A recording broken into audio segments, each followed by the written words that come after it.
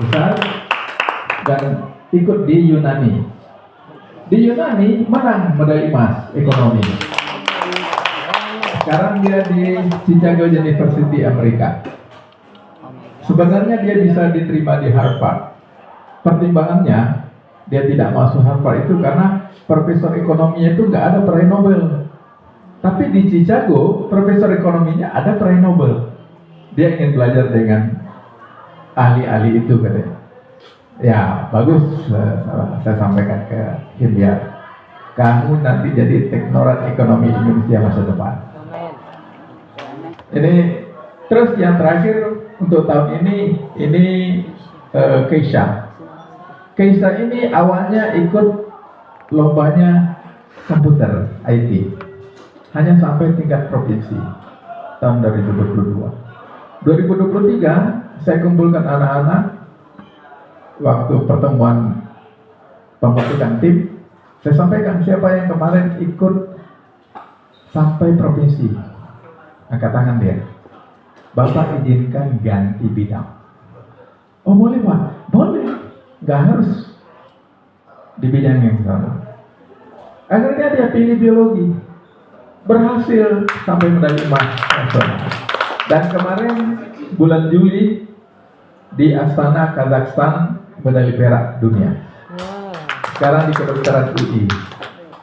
Nah, Bapak Ibu sekalian, sekilas saya sampaikan prestasi OSN ini tidak lain adalah karena SMA 8 sebelumnya itu terkenal dengan prestasi akademik. Kami dari 360 orang siswa tiap tahun yang tamat, itu lebih sepertiga itu masuk UI. Ya, yang paling banyak itu angkatan 2022 159 itu ke UI. Ya, 40% lah gitu. Nah, dengan kondisi seperti itu, ya, oh ini yang FS2N. Jadi untuk tahun ini kami tidak hanya akademik, tapi ada juga non akademik. Kami juara nyanyi tingkat nasional. Sekarang lagi ikut Indonesian Idol. Kinara Kirinisa. Panggilannya Rara Sudirman. Terus kami punya Elora. Ini medali perak untuk baca puisi. Kalau tahun sebelumnya itu kan akademik. Nah saya bilang ke teman-teman, ayo belah. Bahkan ketika kami dapat bos prestasi, saya sampaikan walaupun yang menyumbang itu akademik bagi dua.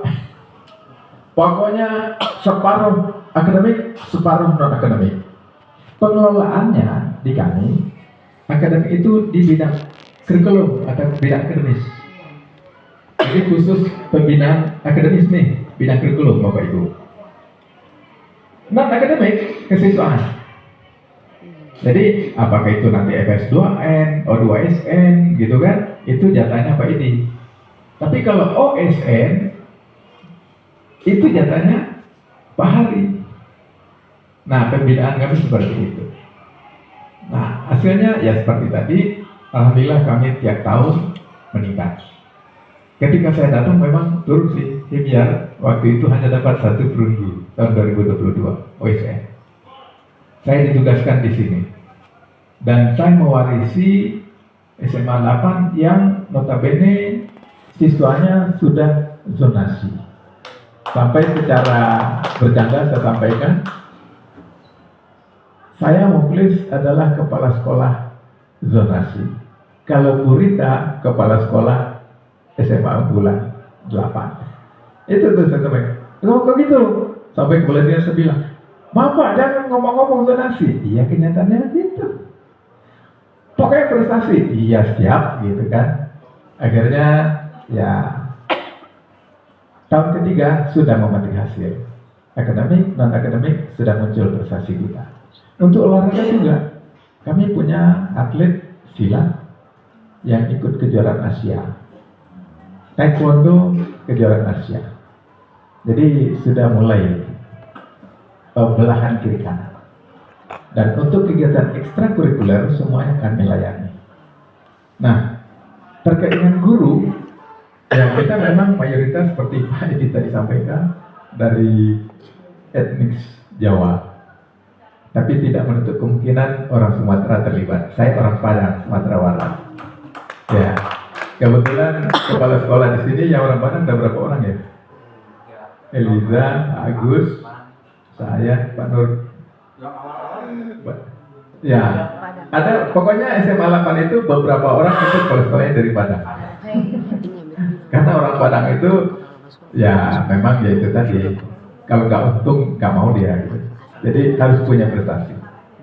Dan saya memang ditugaskan di sini itu perpanjangan Pak Paulus.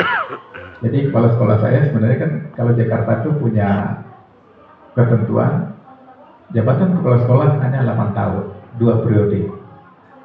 Nah saya dan kepala sekolah yang saya gantikan, Bu Rita, beliau sekarang sudah pensiun, kami dianggap sebagai kepala sekolah berprestasi sehingga diperpanjang.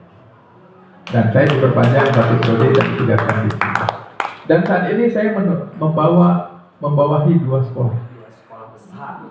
Dan sekolahnya bukan sekolah kecil, sekolah besar dua-duanya. Satu lagi SMA 3 Jakarta. SMA 3 itu terkenal dengan jargonnya SMA teladan. Jadi yang pakai kata-kata teladan itu SMA 3. Alumninya juga orang-orang hebat.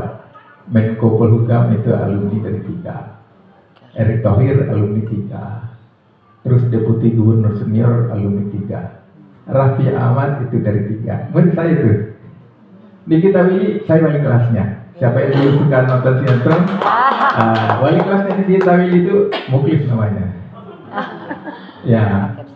Nah, kalau di SMA 8, ya nanti biar Pak Edi yang cerita. Karena Pak Edi itu termasuk guru senior di SMA 8. Ya. Bukan senang istiora. Karena sejak ditugaskan sampai sekarang belum pindah-pindah. Di Jakarta kami itu ada redistribusi. Jadi guru-guru itu kalau yang sudah di atas 10 tahun ditugaskan di satu tempat, ya mulai empot-empotan gitu kan, mikirnya masuk kan nih program tahun ini. Karena tiba-tiba tuh dari Sudi, dari dinas, SK datang, pindah tempat gitu. Banyak ya yang di sini yang udah pindah kemana-mana gitu. Dan Pak Edi beruntung belum masuk. Kalau yang lain-lain sudah Pak Abid ya, yang kategori muda udah pindah Bu Desi. Ya, pokoknya guru-guru lama dari SMA 8 itu sudah tersebar. Karena program dari Pemprov DKI itu, ketika satu sekolah dianggap bagus, berarti kan proses di dalamnya bagus. Supaya bisa sekolah lain terpacu untuk maju, gurunya dipindahin. Gitu. Nah, makanya Pak, ketika kita rapat koordinasi di dinas, saya sampaikan, di DKI 117 sekolah, yang unggulan itu tinggal 1. Karena ada kata unggulannya, SMANU, Sekolah Menengah Atas Negeri Unggulan Muhammad Husni Tamrin. Itu muridnya dikit, tiap angkatan tuh cuma 88 Pak. Mereka itu anak-anak unggul seluruh DKI, disekolahkan di sana, boarding. Jadi asrama. Nah, kemarin saya diundang di kementerian oleh menteri yang baru. Pak Prabowo punya program sekolah unggul Garuda. Saya nanti nggak tahu di mana. Yang penting 4 sekolah yang akan dibangun itu di Indonesia Timur. Mungkin tadi dapat atau nanti di Maluku gitu ya. Karena rencananya gitu, Papua dapat, Maluku dapat, Sulawesi dapat, Kalimantan dapat. Itu rencananya. Nah, kebetulan dari yang diundang saya termasuk sebagai pemberi informasi. Kenapa? Karena saya sampaikan unggul itu tidak tiba-tiba saja, tapi harus ada motivasi. Jadi kata kunci unggul itu motivasi. Anak SMA 8 yang berubah sekarang Pak, kan sekarang sistem zonasi ya. Untuk Bapak ketahui, ketika kami mengadakan tes, dari semua anak kelas 10 yang masuk yang dapat nilai di atas 90 itu hanya 1 waktu angkatan 2022. Ya kan? Di 2023 Malah hanya 90. Kalau yang 2022 itu 94 satu orang. Terus yang di bawah 50 139.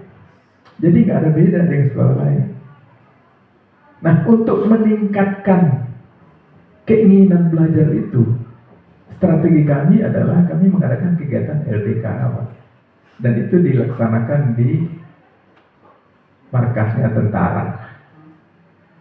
2022 di Pustik Zeni, Bogor. Anak-anak digojlok oleh instruktur tentara. Teriak-teriak.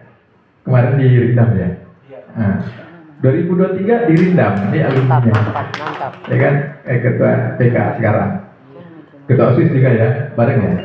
Nah, untuk tahun ini itu di yang Angkatan Laut apa Angkatan Udara? Halim. Itu di pusat pelatihan Angkatan Udara. Paskasnya Angkatan Udara di Halim. Jadi Kopasgat. Nah, itu Komando Pasukan Gerak Cepat Angkatan Udara. Jadi anak-anak itu kami didik di situ untuk membangkitkan semangat nasionalisme, untuk menghilangkan intoleransi. Yang utama itu nomor satu itu NKRI harga mati. Anak-anak itu harus disadarkan Bhinneka Tunggal Ika yang ada di Garuda Pancasila itu bukan sekedar semboyan. Kita tuh nggak bisa dipecah-pecah. Dari Sabang sampai Merauke, dari Miangas sampai Pulau Rote, only one, NKRI. Semangat itu harus ditanamkan sejak ini. Makanya saya sampaikan ke anak-anak, ayo kalian itu generasi emas masa depan. Makanya jadwal SMA 8 itu sekarang generasi emas, cerdas, tangguh, peduli. Memang dulu ada kata-kata Raja Wali Emas. Saya sampaikan ke teman-teman, kita ganti ya. Raja Wali itu, karena saya guru biologi, itu soliter. Dia di puncak kekuasaan, penyendiri. Dia punya wilayah kekuasaan. Ada yang masuk, diserang habis sama dia. Jadi bukan berkoloni. Kalau biologi kan suka berkoloni ya Bu ya. Ya kan? Nah nggak cocok itu. Tapi generasi emas. Targetnya apa? Indonesia emas 2045. Kalian nanti yang akan menjadi pemandu-pemandunya. Mau di mana saja ditugaskan, kalianlah yang terbaik. Itu prinsip SMA 8 Pak Paulus. Nah, terkait yang lain-lainnya, KPM segala macam nanti biar Betty dan Pak Hari, ya kegiatan kesiswaan nanti biar anak-anak juga menyampaikan. Dari saya terus terang dengan adanya kegiatan ini, ya mudah-mudahan teman-teman juga bisa menyerap.